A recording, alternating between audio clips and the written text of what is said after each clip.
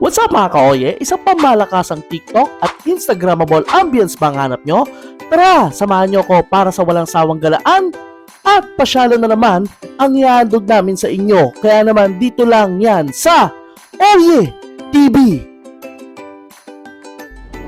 Audio Jungle. Audio Jungle.